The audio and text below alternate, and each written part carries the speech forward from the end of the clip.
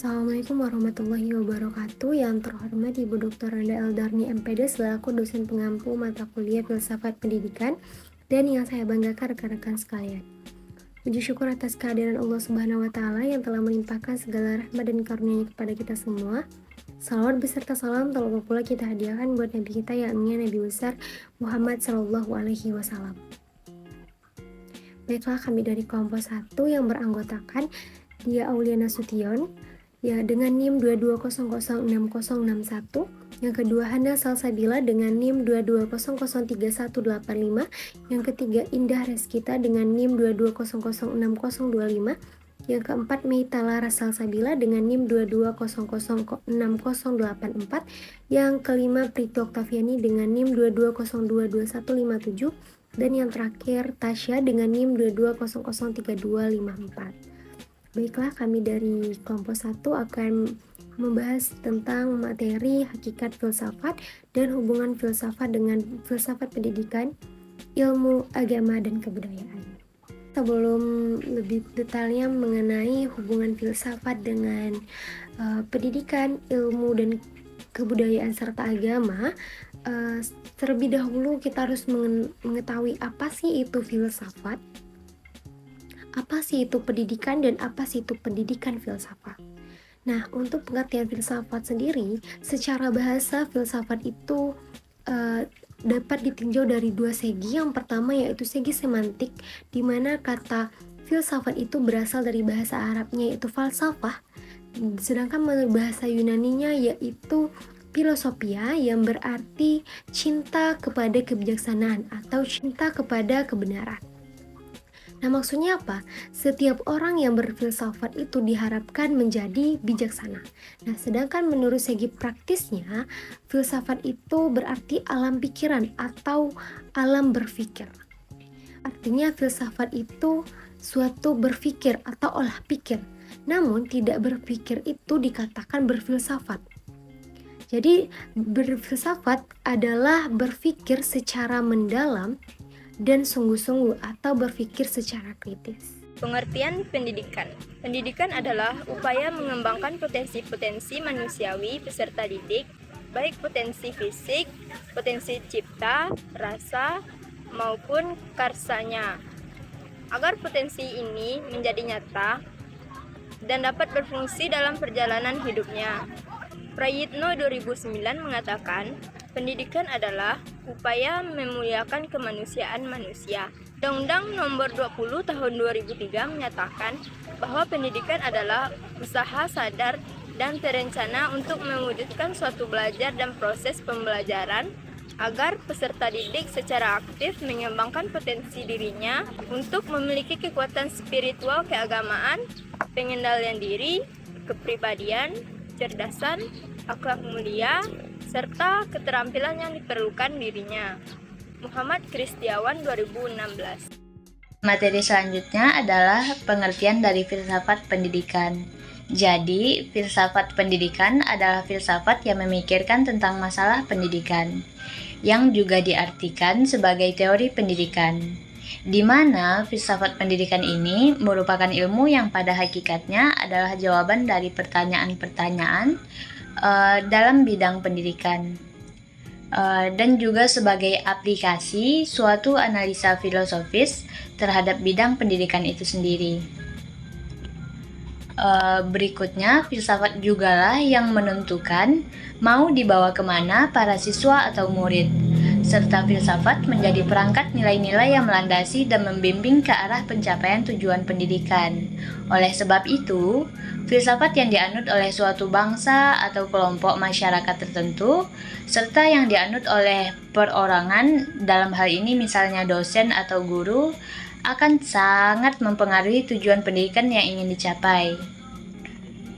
Nah, tujuan ini memuat pernyataan-pernyataan atau statement mengenai berbagai kemampuan yang diharapkan untuk dimiliki oleh siswa atau mahasiswa agar selaras dengan sistem nilai dan falsafah yang dianut. Nah, hal ini menunjukkan adanya keterkaitan yang sangat erat antara filsafat yang dianut dengan tujuan pendidikan yang dirumuskan. Jadi dapat kita simpulkan bahwa filsafat pendidikan adalah aktivitas pemikiran teratur yang menjadikan filsafat sebagai media untuk menyusun proses pendidikan, menyelaraskan, mengharmoniskan, dan menerangkan nilai-nilai dan tujuan yang ingin dicapai. Baik, materi selanjutnya adalah mengenai hubungan filsafat dengan filsafat pendidikan. Jika ditelaah lebih jauh, filsafat dan pendidikan adalah dua hal yang tidak dapat dipisahkan, baik dilihat dari proses, jalan maupun tujuannya. Hal ini sangat dipahami karena pendidikan pada hakikatnya merupakan hasil spekulasi dari filsafat. Terutama pada filsafat nilai, yaitu terkait dengan ketidakmampuan manusia dalam menghindari fitrahnya sebagai diri yang selalu mendambakan makna kesamaan di dalam suatu proses, ruang etika dan juga ruang pragmatis. Berdasarkan filsafat, pendidikan berkepentingan membangun filsafat hidup agar dapat dijadikan pedoman dalam menjalani kehidupan sehari-hari. Untuk selanjutnya, kehidupan sehari-hari tersebut selalu dalam keteraturan. Jadi terhadap pendidikan, filsafat memberikan sumbangan berupa kesadaran menyeluruh tentang asal mula, eksistensi, dan juga tujuan hidup manusia. Tanpa filsafat, pendidikan tidak dapat berbuat apa-apa dan tidak tahu apakah yang harus dikerjakan. Sebaliknya, tanpa pendidikan, filsafat tetap berada pada utopianya. Oleh karena itu, seorang guru harus memahami dan mendalami filsafat, khususnya filsafat pendidikan. Melalui filsafat pendidikan, guru mengetahui hakikat pendidikan dan pendidikan dapat dikembangkan melalui falsafah ontologi, epistemologi, dan juga aksiologi. Hubungan antara filsafat dengan pendidikan adalah menelaah suatu realitas dengan luas dan menyeluruh sesuai dengan karakteristik filsafat yang radikal dan sistematis serta menyeluruh. Konsep tentang dunia dan tujuan hidup manusia yang merupakan hasil dari studi filsafat akan menjadi landasan dalam menyusun tujuan pendidikan. Nantinya bangunan sistem pendidikan dan praktek pendidikan akan dilaksanakan berorientasi kepada tujuan pendidikan. Ada beberapa cara di mana filsafat terhubung erat dengan pendidikan dan inilah beberapa aspek utamanya. Aspek-aspek diantaranya adalah yang pertama, pendidikan sebagai proses filsafat. Filsafat membantu kita memahami tujuan, nilai, dan juga prinsip-prinsip di balik pendidikan. Pertanyaan-pertanyaan filsafat seperti apa artinya pendidikan? Apa yang seharusnya diajarkan di sekolah? Itu membantu membentuk pandangan kita tentang pendidikan. Pendidikan sebagai proses pengubahan sikap dan tata laku seseorang atau kelompok orang dalam usaha mendewasakan manusia melalui upaya pengajaran dan juga latihan. Yang kedua yaitu adalah etika dalam pendidikan. Filsafat etika membahas pertanyaan tentang apa yang benar dan juga apa yang salah. Dalam pendidikan, kita perlu memutuskan apa yang etis dalam proses pembelajaran dan juga pengajaran. Etika pendidikan merupakan sebuah proses pendidikan yang berlangsung secara etis dan juga terus-menerus dalam kehidupan seseorang melalui pengajaran dan penekanan terhadap etika itu sendiri sehingga kemampuan, bakat, kecakapan, dan juga minatnya dapat dikembangkan dengan seimbang. Yang ketiga ada metodologi dan juga pendekatan pembelajaran. Filsafat juga memengaruhi metodologi dan pendekatan pelajaran. Berbagai aliran filsafat seperti idealisme, pragmatisme, eksistensialisme, dan juga konstruktivisme memiliki dampak pada cara guru mengajar dan siswa belajar. Misalnya pendekatan konstruktivisme menggarisbawahi peran aktif siswa dalam konstruksi pengetahuan belajar mereka. Baik, saya akan menjelaskan tentang hubungan antara filsafat dan agama. Hubungan antara filsafat dan agama telah menjadi topik kompleks yang menjadi perdebatan selama beberapa abad. Filsafat merupakan studi tentang pertanyaan fundamental mengenai eksistensi, nilai, etika, dan pengetahuan. Sedangkan agama merupakan kepercayaan dan praktik yang berfokus pada aspek spiritual. Terdapat persamaan antara filsafat dan agama. Misalnya saja, banyak isu-isu yang dibahas seperti etika, kebenaran, dan tujuan hidup, sehingga keduanya mencoba menjawab pertanyaan-pertanyaan fundamental mengenai eksistensi dan kebermaknaan hidup. Namun di sisi lain, terdapat pula perbedaan antara filsafat dan agama. Filsafat condong menggunakan pemikiran rasional dan kritis, sedangkan agama seringkali mengandalkan ajaran kepercayaan, keagamaan, dan wahyu. Terdapat 5 hubungan antara filsafat dan agama. Yang pertama, Agama adalah unsur mutlak dan sumber kebudayaan agama karena membentuk landasan moral, nilai, dan norma yang mendasari kehidupan budaya masyarakat. Filsafat di sisi lain adalah unsur kebudayaan karena mengembangkan ide-ide, konsep, dan pandangan dunia yang mempengaruhi pemikiran budaya manusia. Kemudian yang kedua, agama dianggap sebagai ciptaan Tuhan karena keyakinan agama didasarkan pada ajaran ilahi dan wahyu. Di sisi lain, filsafat merupakan hasil spekulasi manusia karena melibatkan pemikiran rasional dan analisis mereka terhadap berbagai pertanyaan. Kemudian yang ketiga, agama menyediakan asumsi-asumsi yang mendasari keyakinan dan praktiknya, yang kemudian bisa menjadi subjek pemeriksaan filsafat. Nah, filsafat dalam konsep ini menguji asumsi-asumsi tersebut, asumsi-asumsi agama itu, untuk menjawab beberapa pertanyaan didasarkan pada alasan logis. Kemudian yang keempat, agama mempercayai dogma-dogma sebagai kebenaran mutlak dan kenyataan yang tak terbantahkan. Sedangkan filsafat cenderung tidak mengakui dogma-dogma tersebut, sehingga filsafat cenderung menggali lebih dalam melalui pemikiran kritis dan analisis.